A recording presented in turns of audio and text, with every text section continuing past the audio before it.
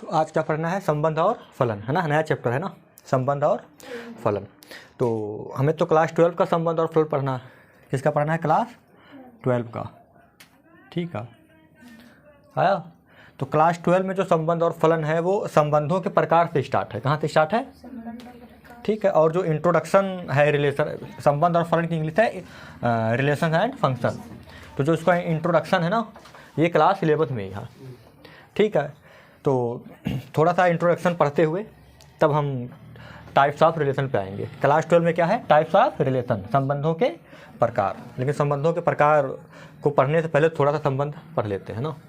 अगर किसी ने क्लास 11 में संबंध नहीं पढ़ा सही से तो एक बार वो देख लेगा, तो ज़्यादा समय नहीं लगेगा पढ़ाने में, थोड़ा सा लगेगा, ठीक है।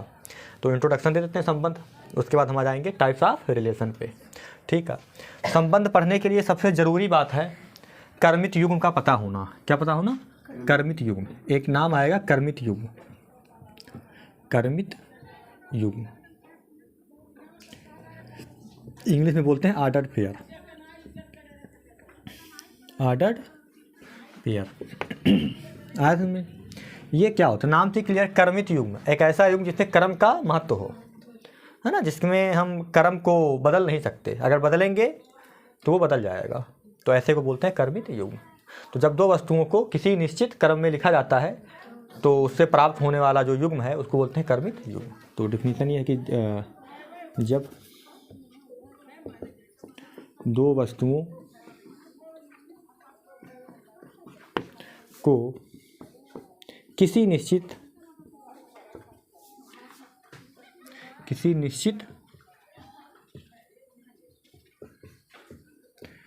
क्रम में लिखा जाता है ना, तो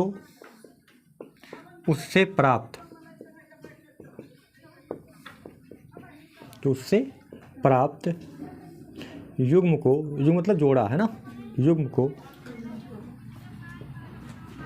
कर्मित युग्म कहते हैं। कर्मित युग्म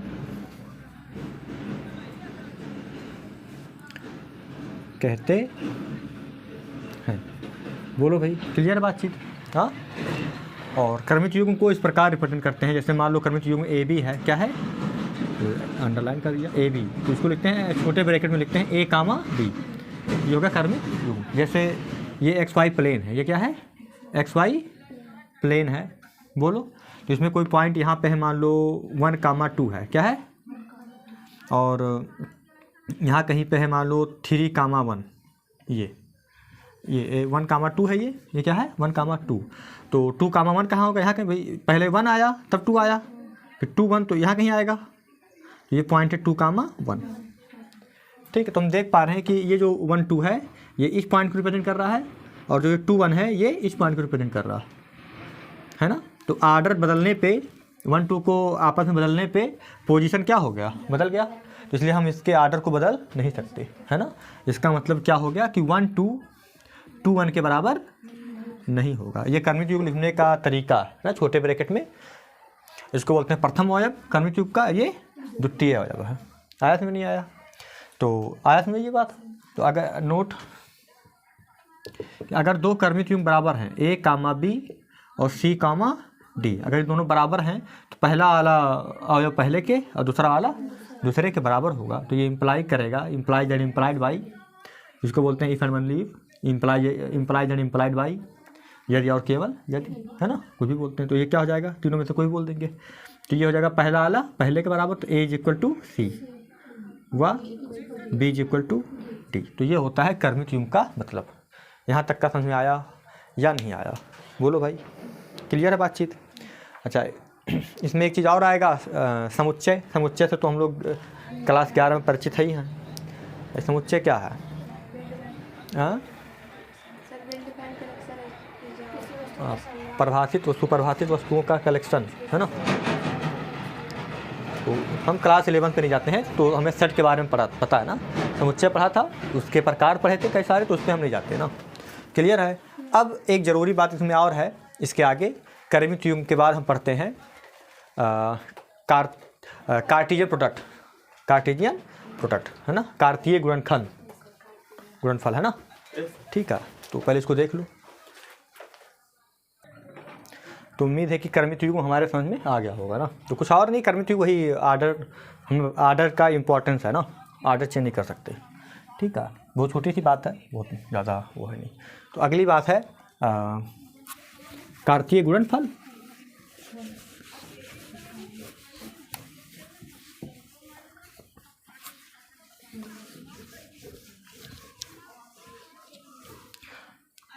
अगली हेडिंग देखें, कार्तीय गुणनफल। कार्तीय गुणनफल, कार्तीय गुणनफल क्या होता है? इंग्लिश में बोलते हैं कार्टेशियन प्रोडक्ट। आया समझ में? क्या होता है ये देखें। ठीक है, पहले समझ लें। मान लो ये एक सेट है ए जिसमें एलिमेंट हैं 1, 2 और ये एक सेट है बी जिसमें एलिमेंट हैं 3, 4, 5। बोलो भाई। तो इसका कार्टेशियन प्रोडक्ट जो होता है ना उसको लिखते हैं ए क्रॉस बी। क्या लिखते हैं? ए क्रॉस बी। बोलो ये क्या होगा? ए क्रॉस बी। ए क्या है? 1, 2 लिख दिया, और बी क्या है? 3, 4 और 5 लिख दिया। ठीक है, तो ए कामा बी कैसे निकलेगा? 1 जाएगा पहले 3 के साथ, तो आर्डर पेयर में लिखा जाता है, तो 1, 3 हो जाएगा। और फिर 1 जाएगा 4 के साथ, तो 1, 4, और ऐसे ही 1 जाएगा 5 के साथ, तो 1, 5। बोलो भाई, 1 का काम खत्म हो गया। अब हम आएंगे 2 पे। 2 जाएगा 3 के साथ, तो 2, 3। 2 जाएगा 4 के साथ, तो 2, 4, और 2 जाएगा 5 के साथ, तो 2, 5। तो इस प्रकार हम देख पा रहे हैं कि ए क्रॉस बी निकल गया ना। क्या निकल गया? ए क्रॉस बी। तो तुमने ऑब्जर्व किया होगा कि ए क्रॉस बी में क्या आ रहा है? ए क्रॉस बी में हमेशा आर्डर्ड पेयर आ रहा है। क्या आ रहा है? मतलब क्रमित युग्म आ रहे हैं। क्या आ रहे हैं? तो ए क्रॉस बी कार्तीय गुणनफल क्या है? क्रमित युग्मों का समुच्चय है। क्रमित। अच्छा, पहली बात देखा। दूसरी बात देखा होगा कि हर क्रमित युग्म का, हर क्रमित, देखो ये ले लो, ये ले लो, ये ले लो, या इधर ले लो, तो जो पहला अवयव है हर क्रमित युग्म का, पहला अवयव पहले सेट से है और दूसरा अवयव दूसरे सेट से है। तो कार्तीय गुणनफल क्या है? क्रमित युग्मों का समुच्चय है जिसमें पहला अवयव पहले सेट से और दूसरा अवयव दूसरे सेट से संबंधित होता है। क्या ये बात समझाई नहीं आई भाई? क्लियर है बातचीत? अच्छा, अगर मैं इसी का बी क्रॉस ए निकाल दूं, क्या निकाल दूं? बी क्रॉस ए, तो पहले 3, 4 और 5 हो जाएगा, और उसके बाद हो जाएगा 1 और 2। तो फिर ये क्या आएगा? ये आएगा 3, 1, 3, 2। 3 का काम खत्म। 4 को उठाएंगे 1 के साथ, 4, 1, 4, 2, 5, 1 और 5, 2। बोलो। अच्छा, अभी हमने पढ़ा है कि जो कार्तीय क्या अभी क्या पढ़ा है, वो क्या बोलते हैं उसको? आर्डर्ड पेयर, है ना। आर्डर्ड क्रमित युग्म, हिंदी में क्रमित युग्म। तो क्रमित युग्म में अभी हमने पढ़ा है कि क्रमित युग्म में आर्डर का इंपॉर्टेंस है।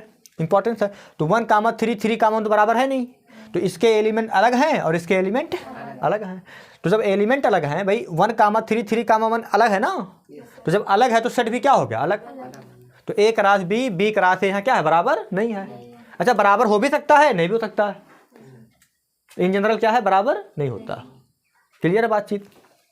तो जरूरी नहीं है कि A cross B, B cross A बराबर हो। तो यहाँ से एक ऑब्जर्वेशन आ गया कि A cross B, B cross A यहाँ से बराबर, यहाँ तो बराबर नहीं है।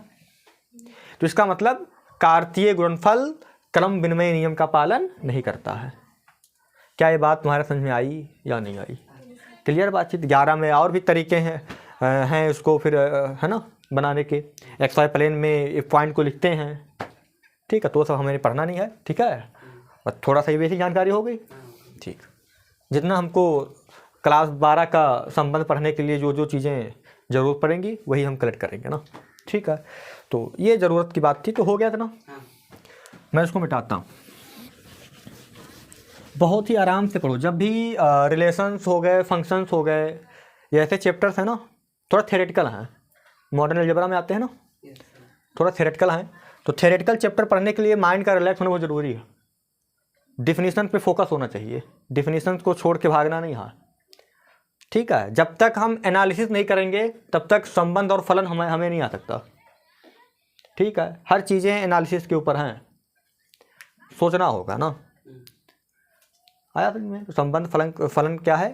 थिंक विदाउट इंक, लिखो कम, मतलब बिना लिखे सोचो ज़्यादा। मतलब लिखना तो जरूरी है, मैथ में प्रैक्टिस वो मांगता है, बट सोचना ज़्यादा है इसमें ना। अगर तुम सोच सोच के काम करोगे, थिंक करोगे, तो मुझे लगता है कि संबंध और फलन आसान हो जाएगा। आया? मैक्सिमम लोगों का जो संबंध और फलन वीक होता है, बहुत सारे बच्चों का वीक होता है, उसके पीछे रीजन यही है, वो इस टॉपिक में सोचते कम हैं। ठीक है, आया? तो जो भी प्योर मैथमेटिक्स है ना, प्योर और अप्लाइड दो पार्ट हैं। तो प्योर में सोचना होता है, थिंक करना होता है। ये नहीं कि फार्मूला बेस है, फार्मूला पाए लगा दिए। ठीक है, तो एनालिसिस है ना, सेट बदल जाएगा तो क्या होगा, डोमेन क्या होता है, रेंज क्या होता है, इन सब पे कमांड होना चाहिए। आएगा? है ना? आया समझ बात? ठीक। ये संबंध फलन या रिलेशंस फंक्शन, ये सब मैथमेटिक्स के लिए बहुत इंपॉर्टेंट टॉपिक हैं, आगे के लिए भी ना। चलें आगे। तो अब हम डिफिनीशन लिखते हैं। क्या लिखते हैं? डिफिनीशन। मैंने कहा माना ए व बी, ए व बी दो आरिक समुच्चय हैं। दो आरिक मतलब नॉन एम्पटी, है ना, मतलब खाली नहीं है। आरिक, दो आरिक समुच्चय हैं। अब एक क्वेश्चन ये हो सकता है कि आरिक्त क्यों लिया, रिक्त क्यों नहीं हो सकता? तो अभी इस पर बात करते हैं। मैं डिफिनीशन आरिक्त पे दे रहा हूँ, रिक्त हो जाएगा तो क्या हो जाएगा ना, इस पर बात करेंगे। तो माना ए व बी दो आरिक्त समुच्चय हैं, तब इधर देखना बेटा, तब A cross B, A cross B is equal to क्या होगा, set of all ordered pair, तो A comma B, such that, समुच्चय में पढ़ा था ना सेट लिखने का तरीका, सेट बिल्डर मेथड है ना ये। सच दैट जो पहला एलिमेंट है वो पहले सेट से, वह दूसरा एलिमेंट दूसरे सेट से आएगा। अगर पहला एलिमेंट पहले सेट और दूसरे एलिमेंट दूसरे सेट से आए और सभी क्रमिक युग्म को लिख दिया जाए तो क्या कहलाएगा? कार्तीय गुणनफल कहलाएगा, जिसका एग्जाम्पल पीछे दिया। बोलो भाई, तब इतना कार्तीय गुणनफल कहलाता है किसका? ए व बी का। तब ए क्रॉस बी को, है ना, इतने को ए व बी का कार्तीय गुणनफल कहते हैं। बोलो भाई, क्लियर है? बातचीत नहीं क्लियर?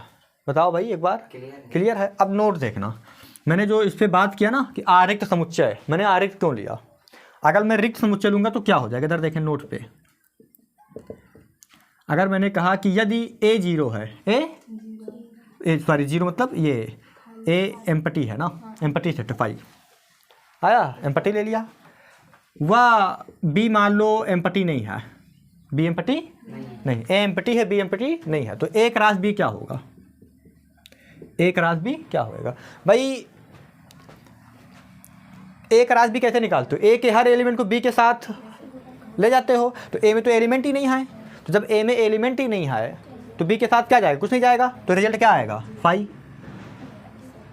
तब ये भी एम्पटी आएगा। आया या नहीं आया? बोलो भाई, क्लियर बातचीत?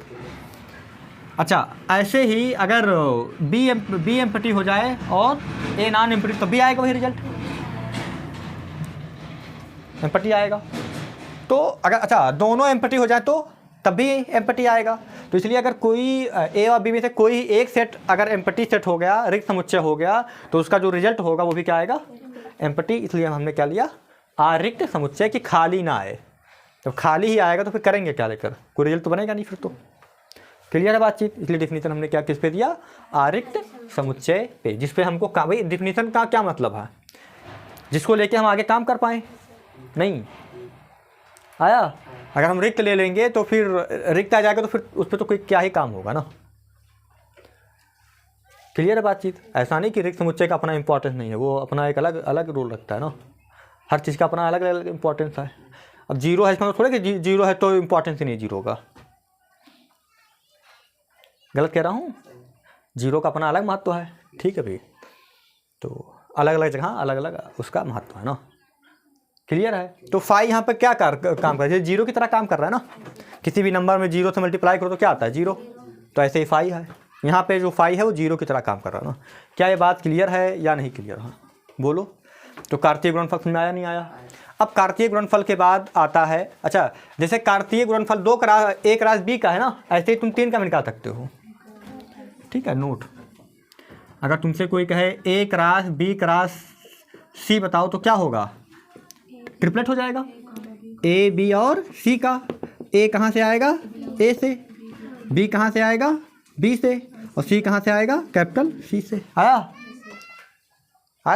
अच्छा अगर कोई कहे A1 cross A2 cross A3 cross dash dash dash cross AN, इसमें कितने कितने कितने का बनेगा, n tuple, A1 A2 A3 dash dash dash AN, बोलो भाई कामा AN, सच दैट A1 कहाँ से आएगा, A1 से, A2 कहाँ से आएगा, A2 से, ऐसे AN कहाँ से आएगा, ये बंद। क्लियर नहीं क्लियर है, बोलो भाई, पक्का है बातचीत। चलें आगे। तो उसको मैं मिटा रहा हूँ मैं ना,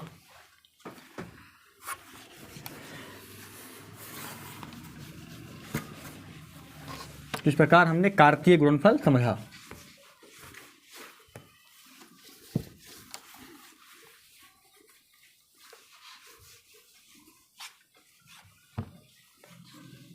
ये बेसिक लेक्चर है क्लास 12 के लिए ना, ठीक है।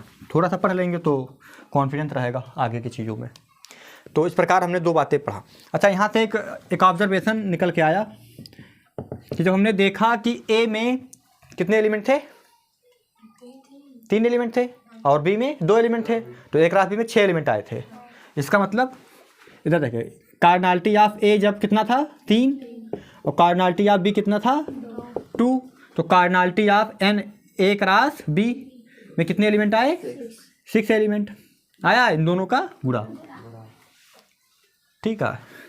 तो इससे क्या पता चला, इससे पता चला कि n of A cross B ये कुछ और नहीं, n of A into n of B होता है। बोलो भाई क्लियर है बातचीत कि नहीं क्लियर है, हाँ। अगर दोनों सेट एक ही हो जाए, एन ऑफ ए, तो n of A into n of A, आया समझ में नहीं आया, बोलो भाई क्लियर है ना। अगर ए में कार्डिनलिटी, ऐसे भी लिखते हैं कार्डिनलिटी को मॉड ए, या ये एन ए, मॉड नहीं पढ़ते हैं इसको, बोलते हैं कार्डिनलिटी ऑफ ए ही पढ़ते हैं, यहाँ पे दोनों एक ही चीज़ है ना। अगर इसमें मान लो एम एलिमेंट हैं और एन ऑफ बी में कितने एलिमेंट हैं, एन एलिमेंट हैं, तो n of A cross B में कितने एलिमेंट होंगे, एम इंटू एन, ओके। अच्छा अगर एन ऑफ ए में एम एलिमेंट हैं और एन ऑफ बी में भी एम एलिमेंट है, तो कितने एलिमेंट हो जाएंगे, एम स्क्वायर। यहाँ तक समझ आया नहीं आया भाई, देख लो यहाँ तक पहले। तो यहाँ तक उम्मीद है कि समझ में आ गया होगा ना। अब हम अपने टॉपिक पे आते हैं, ठीक है, जिसका नाम है संबंध। ठीक है, हमको पढ़ना है संबंधों के प्रकार, लेकिन संबंध की डिफिनीशन क्या होती है, संबंध बनाने के लिए क्या क्या चीज़ें ज़रूरी हैं, है ना, वो सब हमने पढ़ लिया। क्लियर बातचीत।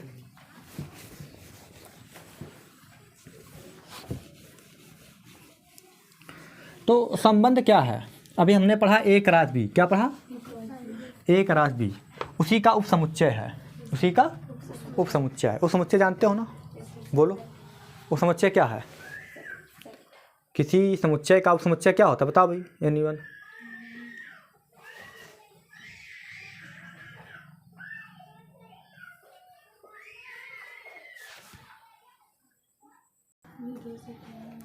बताओ भाई। देखा, यदि ए और बी कोई 2 समुच्चय हैं, ए और बी कोई 2 समुच्चय हैं, तो यदि ए का प्रत्येक अवयव बी का भी अवयव हो, ए का प्रत्येक अवयव बी का भी अवयव हो, तो कहेंगे कि ए क्या है, बी का उपसमुच्चय है, और इसको लिखते हैं ऐसे, ए सबसेट बी। बोलो, यदि ए का प्रत्येक अवयव बी का हो, ये जरूरी नहीं कि बी का प्रत्येक ए का हो, ये जरूरी नहीं है। बी में ज़्यादा एलिमेंट भी हो सकते हैं, बराबर हो सकते हैं। कंडीशन ये है कि ए का प्रत्येक अवयव बी का अवयव हो, तो ए उप समुच्चय होगा बी का। बोलो भाई, अगर किसी एक समुच्चय का पूरा अवयव दूसरे समुच्चय में पाया जाए तो कहेंगे जो पहला वाला समुच्चय है वो दूसरे वाले समुच्चय का क्या है, उप समुच्चय। बोलो भाई, उसका तो हमने पढ़ा था घात समुच्चय, सभी उप समुच्चय का समुच्चय। बोलो, तो ये चीज़ काम आएगा ना।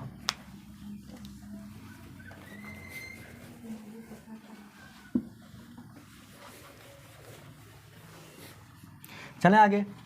तो हमें उप समुच्चय नहीं पढ़ना है, लेकिन जो संबंध है, संबंध को पढ़ने के लिए उप समुच्चय की जानकारी होनी जरूरी है। संबंध, मेरी बात में आई नहीं आई? संबंध पढ़ने के लिए उप समुच्चय की जानकारी होनी। तो संबंध क्या है? ए क्रॉस बी का, अगर ए और बी कोई दो समुच्चय हैं तो ए क्रॉस बी के जो उप समुच्चय होते हैं वो क्या कहलाते हैं, संबंध कहलाते हैं। कहाँ से? ए से बी में। बोलो भाई, तो समुच्चय ए से समुच्चय बी में कोई संबंध आर, मैंने कहा समुच्चय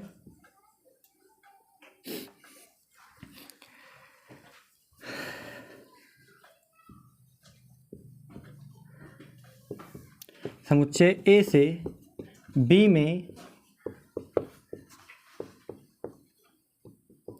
कोई संबंध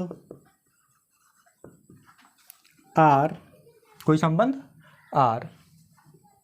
बोलो भाई, समुच्चय ए से समुच्चय बी में कोई संबंध आर क्या होगा? ए क्रॉस बी का क्या होगा? उप समुच्चय होगा ना। तो समुच्चय ए से समुच्चय बी में कोई संबंध आर। ठीक है भाई, ए क्रॉस बी का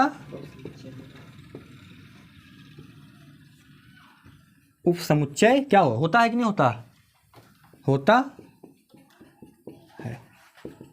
आया? तो कोई पूछेगा संबंध क्या है, तो कहते ना ए और बी कोई दो समुच्चय हैं, तो ए क्रॉस बी के उप समुच्चय को ही ए से बी में क्या कहते हैं? संबंध कहते हैं। क्लियर है बातचीत? अब इधर देखा है एग्जाम्पल के तौर पे, अगर ये ए एक सेट है 1, 2 और बी एक सेट है मान लो 3 केवल है, कितने एलिमेंट हैं? 3। तो ए क्रॉस बी में क्या क्या आएगा? 1 3 2 3, ये तो आएगा, बस 2 एलिमेंट आएंगे। आया? तो अब इसके जितने भी उप समुच्चय होंगे सारे संबंध कहलाएंगे। सारे क्या कहलाएंगे? संबंध। अच्छा, उप समुच्चय कैसे निकालते थे, याद है? अगर ए में 1 2 2 एलिमेंट है तो इसका उप समुच्चय क्या क्या होता था? एक तो 5 होता था, एम्पटी, एक तो ये खुद होता था, और एक सिंगल 1, सिंगल 2, और फिर एक 1 और 2, बस खत्म। 4 हो गए, और 3 होते थे तब 8 होते थे। अगर इसमें ए बराबर 3 एलिमेंट हैं तो कितने होते थे? एक सिंगल 1, सिंगल 2 और ये सिंगल 3। आया? फिर क्या होता था? 1 2 1 2 1 2 1 3 2 3, हाँ, और एक लास्ट में 1 2 3। 8 हो गए, 1 2 3 4 5 6 7 8। इनमें कैसे जान पा रहा हूँ कि यहाँ 4 होंगे यहाँ 8 होंगे? 2 के पावर n फार्मूला थे ना वो समझ। अगर भाई अगर किसी सेट में की कार्डिनलिटी n है तो उसमें उप समुच्चयों की संख्या क्या होगी? पावर सेट ऑफ ए की कार्डिनलिटी 2 के पावर n। आया? तो अच्छा, इसमें एक राशि में क्या एलिमेंट है? 2 एलिमेंट। तो कितने संबंध बन सकते हैं? 2 के पावर 2, 2 दूनी 4। बोलो भाई, 4 संबंध बन सकते हैं ना। क्लियर नहीं? क्लियर है? जैसे इसका एक संबंध होगा, 5 भी एक संबंध होगा। मान लो एक संबंध है R1, 5 हो सकता है? हाँ हो सकता है।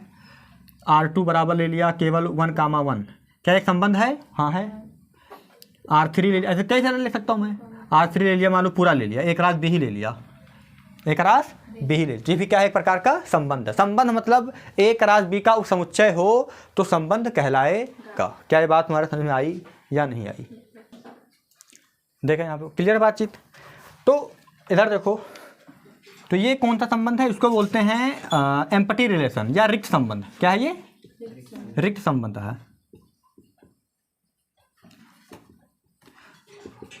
मतलब ए का कोई भी एलिमेंट बी के किसी भी एलिमेंट से संबंधित नहीं है, खाली है। आया? ये एक रास बी क्या है? इसको इंग्लिश में बोलते हैं यूनिवर्सल रिलेशन। क्या बोलते हैं? हिंदी में बोलते हैं समष्टीय संबंध। समष्टीय सेट भी तो था, समुच्चय भी तो था, यूनिवर्सल सेट सबसे बड़ा होता है ना समष्टीय संबंध। तो एक बात याद रखें, सबसे छोटा संबंध कौन सा होता है? रिक्त संबंध। सबसे बड़ा कौन होता है? समष्टीय संबंध। आया नहीं आया? बोलो भाई, सब 11 में परिचित हो ना? क्लियर है बातचीत? तो ये था संबंध के बारे में ना। तो अगर मैं ये कहूँ कि अगर ए से बी में संबंधों की संख्या, ए से बी में संबंधों की संख्या, तो कैसे निकालेंगे? क्लियर है बातचीत? तो मैं इसको मिटाता हूँ।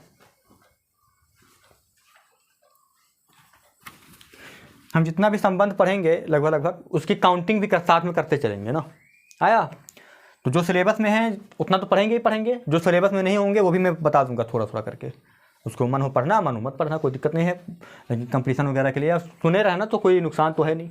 बाकी सिलेबस तो तुम जानते ही हो, पूरा सिलेबस देख के पढ़ना, ठीक है भाई। और मैं लगभग संबंध की काउंटिंग भी करूँगा ना, जिसकी भी संभव होगा।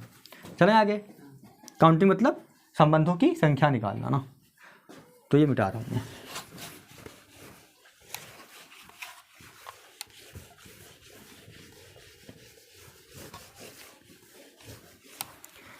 तो यहाँ से आता है संबंधों की कुल संख्या।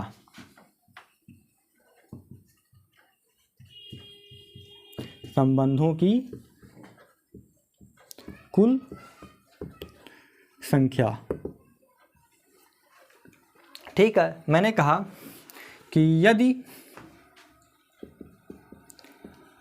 ए में m एलिमेंट हैं व बी में n ऑफ है, मतलब ए में अवयवों की संख्या कितनी है? m, और बी में कितनी है? n एलिमेंट है। तो तब ए क्लास बी में कितना होगा बताओ? m into n। अच्छा, तो अगर इधर देखो, अगर मान लो कोई सेट A है, इसमें m एलिमेंट है, तो इसके पावर सेट में कितने एलिमेंट होंगे? 2 के पावर m। पावर सेट मतलब A के उप समुच्चयों का समुच्चय। तो A क्रॉस B का उप समुच्चय ही तो संबंध है। यहाँ देखें, तब संबंधों की कुल संख्या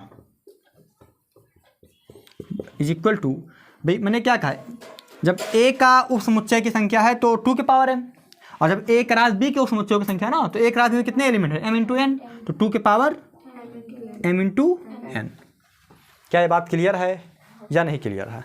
बोलो, देख लो एक बार। अब हम थोड़ा सा देखेंगे संबंधों का जो डोमेन है वह परिसर है, उसके बारे में बात करेंगे ना।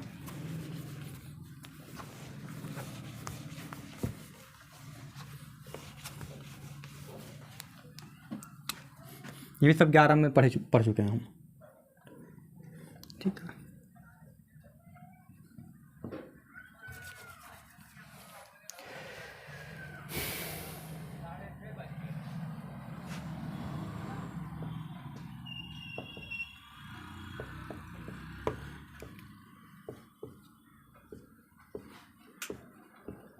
डोमेन मतलब ये प्रांत ना, हाँ, डोमेन व परिसर है ना। डोमेन एंड रेंज बोलते हैं ना, किसका? संबंधों का। तो क्या होता है संबंधों का डोमेन? तो वही जो ऑर्डर्ड पेयर होते हैं, तो ऑर्डर्ड पेयर का क्रमिक युग्म का जो प्रथम अवयवों का जो समुच्चय होता है वो क्या कहलाता है? डोमेन। तो अगर आर कोई संबंध है, आर कोई संबंध है, इधर देखें मुझको, आर कोई संबंध है, तो डोमेन ऑफ आर क्या हो जाएगा? डोमेन ऑफ आर हो जाएगा, आर कोई संबंध है, डोमेन ऑफ आर हो जाएगा है ना, प्रथम अवयव का सेट। बोलो भाई। और ये ऑर्डर पेयर कहाँ से आना चाहिए? उसी रिलेशन से आना चाहिए। बोलो भाई, क्या बात क्लियर है नहीं क्लियर है? देख लो एक बार, है ना। इसको ले सकते हो ए बिलोंगिंग टू ए। आया नहीं आया समझ में? सच दैट ए कोई सेट है, ए बी कोई दो सेट हैं, तो ये प्रथम, भाई यहाँ लिख लेना कि ए व बी कोई दो समुच्चय हैं, और आर ए से बी में संबंध है। यहाँ लिख लेना कि ए व बी दो समुच्चय हैं, वह आर ए से बी में संबंध है, तब डोमेन ऑफ आर क्या होगा? ए के है ना, अवयव का समुच्चय या एक कह रहा हूँ, ये संबंध के प्रथम अवयवों का समुच्चय। क्लियर है। अच्छा, रेंज आर क्या हो जाएगा, तो रेंज आर हो जाएगा सेकंड वाला आ जाएगा।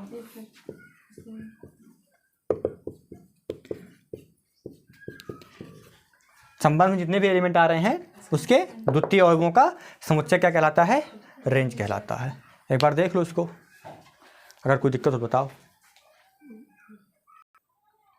क्लियर है बातचीत? हाँ।